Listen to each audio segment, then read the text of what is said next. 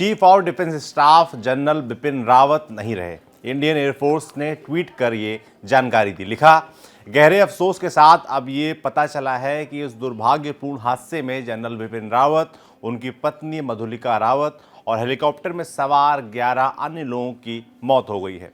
तमिलनाडु के कुन्नूर में बुधवार 8 दिसंबर को chief of defence staff CDS general Bipin Rawat, उनकी पत्नी समेत अन्य अधिकारियों को ले जा रहा सेना का हेलीकॉप्टर क्रैश हो गया।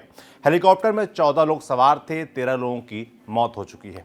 सेना के बड़े ऑफिसर्स को ले जा रहे हेलीकॉप्टर के साथ हुआ यह हादसा न इकलौता है न पहला।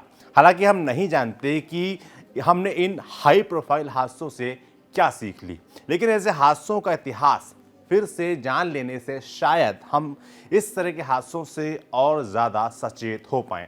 इतिहास में झांकने पर करीब करीब ऐसा ही एक और हादसा दिखाई देता है, जब 22 नवंबर 1963 को भारतीय वायुसेना का एक हेलीकॉप्टर पुंछ जिले में दुर्घटनाग्रस्त हो गया।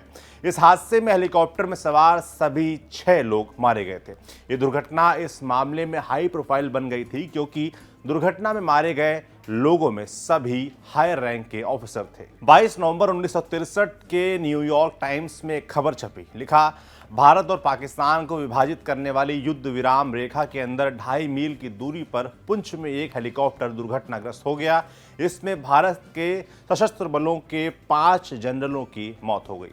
पुंछ शहर के पास दुर्घटनाग्रस्त हुए HAL चीता में lieutenant general Daulat Singh, lieutenant general Vikram Singh, general officer commanding 15 corps, air vice marshal Erlic Pinto, पश्चिमी कमान की air officer commanding major general Nalil Kumar Dhiraj Lal Nanavati, general officer commanding 25 infantry division brigadier SR Oberoi, इसके अलावा कमांडर 93 इन्फेंट्री ब्रिगेड और फ्लाइट लेफ्टिनेंट SS सोढी सवार थे इसमें।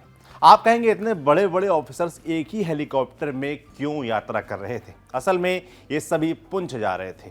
बेहतर नाले के एक चैनल से ही पुंछ को बिजली और पानी मिलता था। चैनल का हेडवर्क पाकिस्तान के कब्जे वाले स्थान पर स्थित था। अक्टूबर 1963 में पाकिस्तान ने ये हेडवर्क उड़ा दिया था। इसके चलते पुंछ में पानी और बिजली की व्यवस्था ठप पड़ गई। अब सेना को एक नया वाटर हेड बनाने का काम सौंपा गया। सेना ने जल और बिजली सप्लाई 21 नवंबर 1963 तक पूरी तरह से बहाल कर दी थी और ये सभी बड़े अधिकारी इस पूरी व्यवस्था का निरीक्षण करने जा रहे थे। घटनास्थल की संवेदनशीलता इतनी थी कि इसने कई कॉन्स्पिरेसी को जन्म दिया, जैसे ये हादसा नहीं एक टेरर अटैक था वगैरह। लेकिन भारतीय सेना ने इन सभी कॉन्स्पिरेसी को खारिज कर दिया और कहा कि ये एक हादसा ही था। अब क्या हुआ था हादसे वाले दिन? 22 नवंबर की सुबह के करीब 9:30 बजे थे। हेडवाटर का निरीक्षण करने के वास्ते लेफ्टिनेंट जनरल विक्रम सिंह उधमपुर से पुंछ पहुंच चुके थे। इसके बाद एरलिक पिंटो दिल्ली से पुंछ पहुंचे। Flight lieutenant SS Sodhi helicopter में पहुंचे। ये लोग पुंछ के आसपास की 2 चौकियों का भी निरीक्षण करने वाले थे। हादसे से जुड़ी ये एक जरूरी जानकारी है कि निरीक्षण के वास्ते हर चौकी पर एक नहीं 2 हेलीकॉप्टर लैंड होने थे। अब दिक्कत ये थी कि पहली चौकी में हेलीकॉप्टर लैंड करना थोड़ा मुश्किल था।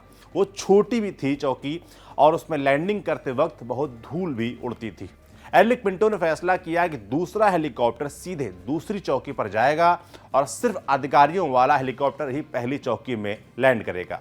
दूसरी चौकी का लैंडिंग बेस पर्याप्त चौड़ा था, यानी वहां पर आसानी से 2 हेलीकॉप्टर लैंड हो सकते थे। इसीलिए दूसरे बिना बड़े अधिकारियों वाले हेलीकॉप्टर को आदेश दिया गया कि दूसरी चौकी पर अधिकारियों का इंतजार करें।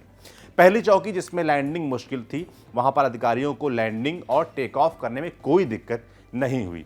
चौकी का निरीक्षण बिना किसी दिक्कत के समाप्त हुआ। यहां का निरीक्षण पूरा होने के बाद दल ने दूसरी चौकी के लिए उड़ान भरी, जो 15 मील दूर थी। उड़ान भरने के 3 मिनट बाद ही SS सोढी का हेलीकॉप्टर टेलीग्राफ वाली तारों से टकरा गया। इन तारों की कल्पना ऐसे कीजिए कि ये तारें किसी प्लेन एरिया में नहीं, पहाड़ी एरिया में थी, यानी एक पूर्ण ऊंचाई में और दूसरा गहराई में। इन तारों में हेलीकॉप्टर उलझ गया। तब हेलीकॉप्टर करीब 200 फीट की ऊंचाई पर था। इसके बाद सोढी ने हेलीकॉप्टर से नियंत्रण खो दिया और हेलीकॉप्टर पुंछ नदी के तट में दुर्घटनाग्रस्त हो गया।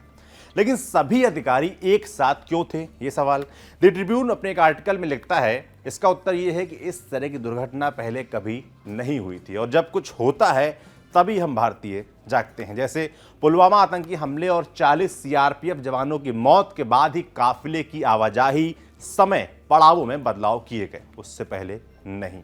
1963 की इस घटना के बाद सरकार ने एहतियाती नियम के तौर पर सशस्त्र बलों के वरिष्ठ अधिकारियों के एक साथ यात्रा करने पर प्रतिबंध लगा दिया था। ये जानकारी आपके लिए लाए थे हमारे साथी दर्पण। देखते रहिए दी लल्लन टॉप।